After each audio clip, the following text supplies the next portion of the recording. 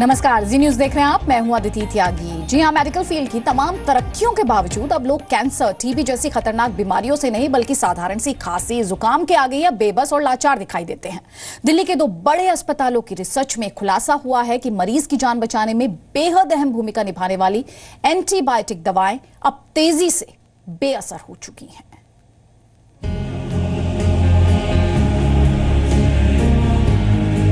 किसी को 1 महीने से बुखार है, लेकिन ठीक होने का नाम नहीं ले रहा। फिर भी उसके हिसाब से कोई आराम नहीं पड़ता। 3 दिन का भी कोर्स होता है, 5 दिन का भी होता है, कोई फर्क नहीं पड़ता। किसी की खांसी तेज एंटीबायोटिक दवाएं लेने के बावजूद ठीक नहीं हो पाई। खांसी है तो उसके लिए डॉक्टर्स ने रिकमेंड किया हुआ है एंटीबायोटिक, बट मैं यूज कर रही हूँ तो मुझे कोई रिलीफ नहीं मिल रहा है उससे। तो कोई बिना जाने ही दवाएं खाए चला जा रहा है।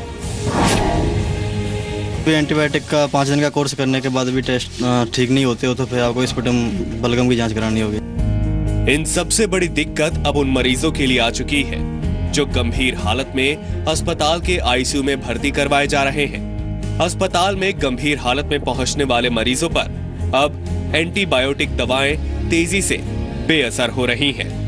दिल्ली के गंगाराम अस्पताल में नवंबर 2014 से दिसंबर 2015 के बीच आईसीयू में भर्ती किए गए 234 मरीजों पर रिसर्च की गई। नतीजों के मुताबिक 70% मरीजों पर एंटीबायोटिक दवाओं ने असर नहीं किया, यानी गंभीर हालत में अस्पताल पहुंच रहे मरीजों के बेमौत मारे जाने का खतरा अब बेहद बढ़ चुका है। नॉन रेजिस्टेंट बैक्टीरिया से जिनको इन्फेक्शन होता है और रेजिस्टेंट बैक्टीरिया से जिनको इन्फेक्शन होता है उसमें 2.5 गुना इंक्रीज चांस है डेथ का उन पेशेंट्स में। सो ये काफ़ी सिग्निफिकेंट नंबर है और ये अक्रॉस द कंट्री है। और ये प्रॉब्लम देखिए स्टेडीली राइज किया इंडिया में। एग्जैक्टली कोई टाइमलाइन बताना कि इस डेट से ये बढ़ा है ऐसा नहीं, बट लास्ट 8-10 साल में हमने सिग्निफिकेंट स्टेडी राइज देखा है। इस चीज़ में काफ़ी इंक्रीज किया है लास्ट 8-10 ईयर्स। एंटीबायोटिक दवाएं शरीर में बैक्टीरिया से होने वाले इन्फेक्शन से लड़ने का सबसे असरदार तरीका है, लेकिन बिना जरूरत के दवाखाने पर ये बेअसर होने लगती हैं। डॉक्टर इन खतरों को जानने के बावजूद मरीज को जल्दी भला चंगा करने की जल्दबाजी में बिना जांच किए ही दवा लिख देते हैं। इस सच की तस्दीक करता है राजधानी के एम्स में हुआ एक सर्वे। एम्स के फार्माकोलॉजी डिपार्टमेंट ने नवंबर 2014 से लेकर दिसंबर 2015 के बीच दिल्ली एनसीआर के 500 डेंटिस्ट का सर्वे किया। सर्वे में पता चला कि 74% डॉक्टर शरीर में बैक्टीरिया की जांच करवाए बिना ही मरीजों को एंटीबायोटिक दवाएं दे रहे हैं। केवल 26% ने टेस्ट के जरिए ये जानने की कोशिश की कि वास्तव में इन दवाओं की जरूरत है भी या नहीं। पब्लिक अवेयरनेस भी बहुत ज़रूरी है डॉक्टर्स के लिए और आम जनता के लिए भी कि छोटी छोटी बीमारी में अनावश्यक रूप से एंटीबायोटिक न लें, और अगर लें तो उसको जहाँ संभव हो कल्चर सेंसिटिविटी के बाद में लें, और जहाँ संभव हो उसको उचित मात्रा में उचित ड्यूरेशन तक ही लें। WHO ये चेतावनी दे चुका है कि बिना जरूरत अगर एंटीबायोटिक दवाओं को खाया जाता रहा तो बहुत जल्द दुनिया ऐसे दौर में होगी जब मरीजों का इलाज करना लगभग नामुमकिन हो जाएगा। ऐसी स्थिति में टीबी जैसी गंभीर बीमारियों का इलाज असंभव हो जाएगा। कई तरह की सर्जरी और कैंसर का इलाज भी एंटीबायोटिक दवाओं पर निर्भर है। इसके अलावा HIV और मलेरिया की दवाओं के कमजोर होने की चिंता जताई जा रही है। साधारण खांसी और बुखार जैसे मर्ज भी लाइलाज होने का खतरा बना हुआ है। टीबी के लिए हमारे पास फर्स्ट प्राइमरी ट्रीटमेंट सिर्फ 4 ड्रग्स हैं। उसके बाद हम 6-7 ड्रग्स जो हैं बाकी ड्रग्स ऐड कर देते हैं। तो बेसिकली अगर देखा जाए तो इसके लिए एक भंडार नहीं है दवाइयों का। तो जो प्राइमरी ड्रग्स हैं जिनको की रेजिस्टेंस डेवलप हो रही है, ये एक काफ़ी गंभीर सिचुएशन हो सकती है अगर हम इस पर ध्यान ना दें कि किस तरीके से कंट्रोल करना है, कौन से कॉन्टैक्ट्स हैं, अगर ड्रग रेजिस्टेंट कॉन्टैक्ट्स हैं उनको हमने कैसे हैंडल करना है, इनका हमने ट्रीटमेंट किस तरीके से करनी है, कौन से ड्रग्स देने हैं। एंटीबायोटिक के दुरुपयोग से होने वाले खतरे को भांपते हुए सरकार ने 2011 में एंटीबायोटिक पॉलिसी बनाई। कुछ दवाओं को बिना डॉक्टर की पर्ची के बांटने पर रोक लगाई गई है। हर केमिस्ट के लिए एंटीबायोटिक दवाओं का रिकॉर्ड रखना जरूरी किया गया। लेकिन इन कोशिशों के बावजूद एंटीबायोटिक दवाओं का इस्तेमाल बढ़ रहा है। इंडिया में तो बढ़ रहा है। अभी फॉरेन में कोई मेरा फ्रेंड गया था, उसकी बेटी को कोई थोड़ा सा बुखार हुआ या कोई कोल्ड हुआ तो डॉक्टर ने कोई उसको दवाई नहीं दी, एक सिंपल सा सिरप दे दिया कि नहीं एंटीबायोटिक मैंने नहीं देना है। हमारे इंडिया में वैसे ये जिसके पास भी जाओ सबसे पहले एंटीबायोटिक लिखता है। ज़्यादा प्रिस्क्राइब तो हो ही रही है, एक जीपी जनरल फिजिशियन भी और एक सुपर स्पेशलिस्ट सब लिखते हैं। कुछ डॉक्टर्स हैं जिनके असूल हैं, वो 3 दिन तक वेट करते हैं। यही वजह है कि एंटीबायोटिक दवाओं को लेकर केंद्र सरकार सरकारी अस्पतालों में डॉक्टरों को जागरूक कर रही है। Indian council for medical research यानी ICMR ने देश के 70 सरकारी अस्पतालों के लिए एंटीबायोटिक दवाओं के इस्तेमाल पर लगाम लगाने के लिए कार्यक्रम चलाया है।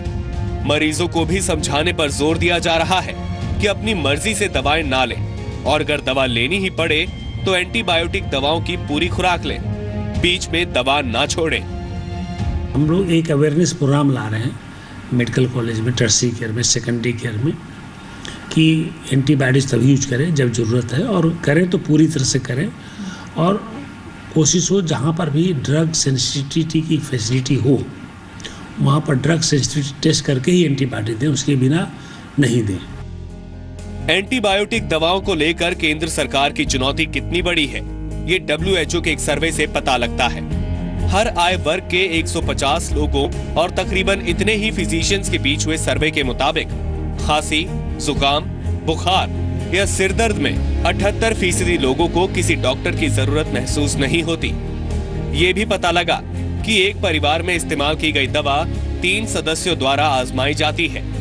खास बात यह है कि एक डोज के असर के बाद लोग दूसरे समय दवा ना लेना अधिक बेहतर समझते हैं। इन दवाओं को लेकर डॉक्टरों की समझ भी कम है। 17% डॉक्टर जुकाम में भी एंटीबायोटिक देते हैं, जबकि WHO जुकाम के लिए किसी भी तरह की एंटीबायोटिक का सुझाव नहीं देता। अगर आप दवाओं का अधिक इस्तेमाल करते हैं तो जान लीजिए कि विश्व भर की कोई भी फार्मा कंपनी कम से कम अगले 20 साल तक कोई भी नई एंटीबायोटिक दवा तैयार नहीं करने वाली, क्योंकि नया एंटीबायोटिक अभी तक कोई कंपनी खोज नहीं पाई है। पूजा मक्कड़, जी मीडिया, दिल्ली। तो बड़ी बात समझिए कि अगर आप एंटीबायोटिक दवाएं खा रहे हैं तो आपको ये पता होना चाहिए कि एंटीबायोटिक कौन सी बीमारी पर असर करती है और कौन सी बीमारी पर असर नहीं करती है। आपको शायद पता नहीं होगा कि एंटीबायोटिक्स वायरस यानी विषाणुओं से होने वाली बीमारियों पर असर नहीं करती है। ये और आपको बता दें, ये बीमारियां हैं सर्दी, जुकाम, फ्लू, खांसी, गले की सूजन, पेट दर्द और कान का इन्फेक्शन। अगर आप इन बीमारियों से पीड़ित हैं तो एंटीबायोटिक्स ना लें। लेकिन अगर आपको साइनस इन्फेक्शन है, यूरिनरी इन्फेक्शन है और कोई चोट लगी हुई है या फिर आपको कोई स्किन इन्फेक्शन है तो आप डॉक्टर से सलाह लेकर आवश्यकता के अनुसार एंटीबायोटिक्स का सेवन कर सकते हैं। जरूरत से ज्यादा और अनियमित रूप से एंटीबायोटिक दवाएं खाने से दवा के बेअसर होने का खतरा रहता है। इसके अलावा आपको बता दें, डायरिया, मुंह में संक्रमण, पाचन तंत्र में कमजोरी होने का खतरा भी बढ़ जाता है और इसके अलावा आपको एलर्जी भी हो सकती है। आज से करीब 88 साल पहले कई बीमारियों के इलाज के लिए कोई कारगर दवा नहीं थी।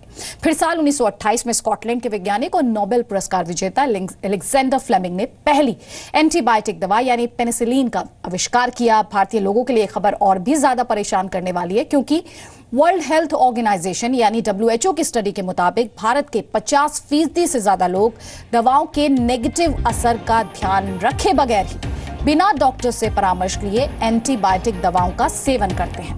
एंटीबायोटिक आपको बता दें 2 ग्रीक शब्दों एंटी और बायोस से मिलकर बना है। एंटी का अर्थ है विरोध और बायोस का अर्थ है जीवन। आपको बता दें कि बैक्टीरिया को जीवन की प्राथमिक अवस्था माना जाता है। इस प्रकार एंटीबायोटिक का मतलब हुआ जीवन यानी बैक्टीरिया का विरोध करने वाली चीज। एंटीबायोटिक ऐसा कंपाउंड यानी यौगिक है जो बैक्टीरिया यानी जीवाणु को मार देता है, उसके विकास को रोक देता है। इसलिए एंटीबायोटिक दवाओं के इस्तेमाल जीवाणुओं के संक्रमण के इलाज में किया जाता है। आम लोगों की धारणा है कि एंटीबायोटिक दवाओं से कोई नुकसान नहीं है, इसलिए जरा सी भी सर्दी या जुकाम या फिर कोई मामूली दर्द होने पर लोग एंटीबायोटिक्स ले लेते हैं। लेकिन चिंता की बात यह है कि पूरी दुनिया में कई एंटीबायोटिक्स ऐसे हैं जो अब बेअसर हो चुकी हैं। इसकी बड़ी वजह है एंटीबायोटिक्स का बढ़ता इस्तेमाल। साल 2000 से 2010 के दौरान दुनिया में एंटीबायोटिक्स दवाओं के इस्तेमाल में 30% का इजाफा देखा गया। साल 2010 में सबसे ज्यादा एंटीबायोटिक दवाएं खाने के मामले में भारत नंबर 1 पर रहा और साल 2010 के दौरान भारत में 1300 करोड़ एसयू यानी स्टैंडर्ड यूनिट, चाइना में 1000 करोड़ और अमेरिका में 700 करोड़ एसयू एंटीबायोटिक दवाओं की खपत हुई। एसयू यानी स्टैंडर्ड यूनिट को आप साधारण भाषा में एक डोज कह सकते हैं। भारत में वर्ष 2010 में टीबी के 4,40,000 नए मामले सामने आए, जिन पर एंटीबायोटिक का कोई प्रभाव नहीं देखा गया। इसमें से लगभग 1,50,000 लोगों की मौत हो गई थी।